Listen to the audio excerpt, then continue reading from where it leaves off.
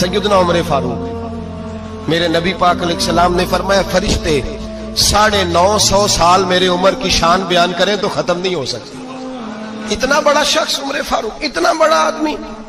एक दिन ऐलान किया उमर फारूक ने, लोगों मस्जिद में आओ, बात करनी है। अमीरुल मोमिनीन का पैगाम है, सारे मस्जिद में आ जाए। खचाखच मस्जिद नबी सहाबा से भर गई, और ऐसा जब ऐलान होता था तो सहाबा दौड़ के आते थे। शायद को जंग है, शायद किसी ने हमला कर दिया है, शायद कोई नई बात है, दौड़े आए लोग। मस्जिद नबी खचाखच भर गई। सैयदना फारूक आजम रदी अल्लाह तआला अन्हु मिंबर पे बैठे। हजरत अब्दुर्रहमान इब्ने औफ रदी अल्लाह तआला अन्हु फरमाते हैं कि सहाबा तजस्सुस के देख रहे हैं कि पता नहीं किसी तरफ से पैगाम नहीं आ गया, कोई काफिर हमला नहीं करने लगा, अल्लाह जाने क्या हुआ है, बड़ी परेशानी है। उमर बैठे, अल्लाह की हम्द की, नबी पाक सल्लल्लाहु अलैहि वसल्लम पर दुरूद पढ़ा, और फिर उमर फारूक बोले, फरमाने लगे, मैं जब मक्के में रहता था ना तो कभी घर में कहत आ जाता था, कभी कहत आता था घर में, बकरियों के दूध खुश्क हो जाते थे, गंदम नहीं मिलती थी, पानी नहीं होता था, तो फरमाया मेरी अम्मा मुझे खाला के घर भेज देती थी। कबीला बनु मखजूम, उस कबीले में मेरी खाला की शादी हुई थी तो वो मालदार लोग थे, उनके पास ज्यादा बकरियां, ज्यादा ऊंट, ज्यादा गायें, ज्यादा खेत थे। हजरत उमर फारूक फरमाने लगे, मैं उनके घर जाता तो मेरे खालू समझ जाते कि उमर को इसलिए भेजा गया है कि कहत आ गया है। फरमाते हैं वो मुझे सवेरे बकरियां चराने ले जाते, शाम तक मैं उनकी बकरियां चराता। अमीरुल मोमिनीन उमर, एक तरफ मसला यह है कि कैसर और किसरा की दीवारें हिल रही हैं उमर के नारों से, और इधर उमर मिंबर पे बैठ के खुतबे दे रहे हैं। फरमाते मैं बकरियां चराता, शाम तक खाला के घर जाके मजदूरी करता, और फरमाते शाम होती तो एक मुट्ठी किशमिश मुझे देते वो। आप फरमाते मैं बड़े कद वाला था, एक मुट्ठी किशमिश मिलती है, कभी एक मुट्ठी खजूरे, मैं शाम को खा के सो जाता। कई महीने यूं ही गुजरते तो मेरी अम्मा का पैगाम आता कि हालात सही हो गया, मेरे बेटे को भेज दो।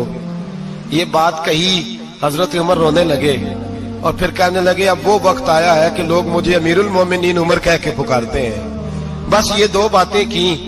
उमर ने कहा, चलो जोहर का वक्त हो गया, अजान पढ़ो, उठो नमाज पढ़े, उठो।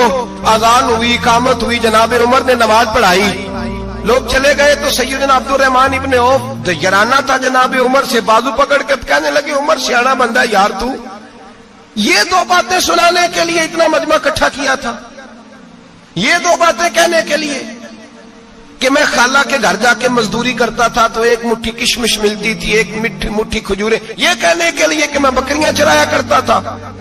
तो हजरत उमर फारूक रदी अल्लाह तआला अन्हु फिर रोए, फिर आंखों में आंसू आए। कहने लगे, अब्दुर्रहमान आज ना मिस्र शाम से कुछ लोग आए थे और वो बता रहे थे कि उमर तेरा डंका वहां भी बड़ा बजता है।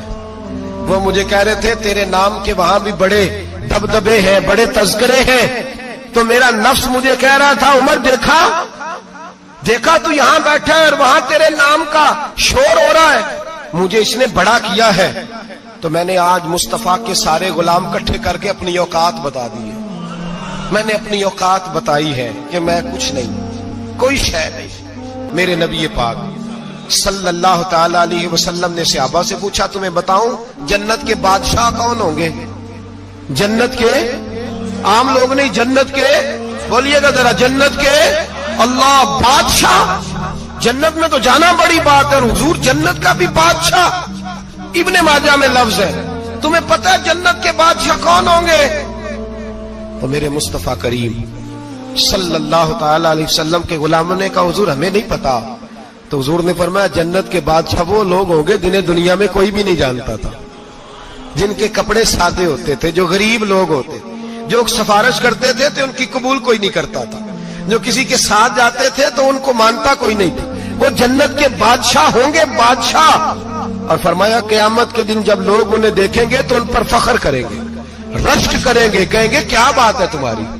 हज़रत उमर फारूक गुजर रहे थे तो किसी बाग के कोने में खड़े होके कुछ बच्चे, छोटे छोटे बच्चे वो खजूरें इकट्ठी कर रहे थे। तो हजरत उमर ने कहा, किसके बाग में लगे हुए हो? सब बच्चे दौड़ गए। तो हजरत सनान बिन सलमा फरमाते, मैं भी छोटा था, मैं खड़ा हो गया तो मैंने कहा, हुजूर हमने तोड़ के नहीं खजूरें खाई, گری ہوئی کھائی ہیں، اور آپ کو پتا ہے جو رستے میں گر جائیں وہ اٹھانی ناجائز نہیں ہوتی.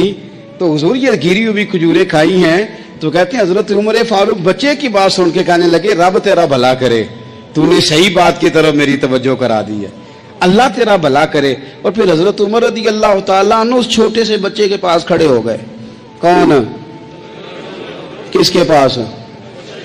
نہیں، خواب تو نہیں دیکھ رہے میں اور آپ. حکمران وقت 22 لاکھ مربع میل کا حکمران بچے کے پاس کھڑے ہو گئے، چھوٹے بچے کے پاس. حضرت عمر چھوٹی چیزوں کا. مسجد نبوی شریف میں آپ نے دیکھا 2 لوگ اونچی آواز میں بات کر رہے ہیں، تو حضرت عمر نے فرمایا انہیں بلا کے لاؤ. بلا کے لایا. فرمایا تمہیں پتہ نہیں یہ حضور کی مسجد ہے؟ لا ترفعوا اصواتکم فوق صوت النبی. اے پائے نظر ہوش میں آ، یقوب نبی ہے. آنکھوں سے بھی چلنا یہاں بے ادبی ہے. پتہ نہیں وہاں سارے نعرے غلط ہیں، کسی کے مرد آباد کا نعرہ ہو تو وہ بھی غلط، اور کسی کے زندہ باد کا نعرہ ہو تو وہ بھی غلط. وہاں ایک کی نعرہ صرف اچھا لگتا ہے، وہ کیا ہے؟ یا رسول اللہ انظر حالنا، یا حبیب اللہ اسما. وہاں ایک کی نعرہ اچھا لگتا ہے کہ سونے آ گئے ہیں نظر کرم ہو جائے. یا رسول اللہ پہنچ گئے ہیں روزے دے دوالے نے غلامہ دیاں ٹولیاں، او ویکھو ایک پیا سن گئے کروڑاں دیاں بولیاں.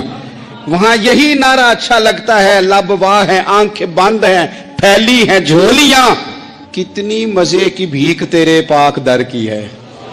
اور قربان جاؤں اپنے امام پر، اس قلم پہ باری جس سے وہ لکھا کرتے تھے. کہنے لگے کعبے کا نام تک نہ لیا، طیبہ ہی کہا. پوچھا جو تھا کسی نے کہ عظیمت کدھر کی ہے، ان کے طفیل حج بھی خدا نے کرا دیے، ورنہ اصل مراد حاضری تو اس پاک در کی ہے. تو حضرت فاروق اعظم رضی اللہ تعالیٰ عنہ نے نا ان 2 لوگوں کو بلایا اور بلا کر کے فرمانے لگے کہاں کے رہنے والے ہو، کہاں سے آئے ہو؟ نے کہا جی ہم طائف کے رہنے والے ہیں. فرمایا تمہیں پتہ نہیں یہ نبی پاک کا روزہ ہے، حضور کی مسجد ہے، یہاں آواز اونچی نہیں کرتے، تمہیں خبر نہیں؟ اور پھر حضرت عمر فرمانے لگے اگر تم مدینے کے رہنے والے ہوتے تو میں تمہیں کوڑے مارتا، میں تمہیں سزا دیتا. تمہیں پتہ نہیں کہ کس طرح کا مزاج اور ماحول ہونا چاہیے. تو حضرت فاروق اعظم رضی اللہ تعالیٰ عنہ کی جو خدمات ہیں، آپ تو بازاروں میں جب جاتے تھے نا تو فرماتے تھے ہمارے بازار میں صرف وہ بندہ آ کے کام کرے جو دین کا علم جانتا ہے، جسے تجارت کے اصول پتہ ہیں وہ آئے. دوسرے کو بیٹھنے نہیں دیتے تھے. اپنے مزاج کے لحاظ سے، اپنی طبیعت کے لحاظ سے مخلوق کے لیے دلوں میں نرمی رکھتے تھے، مزاج میں نرمی.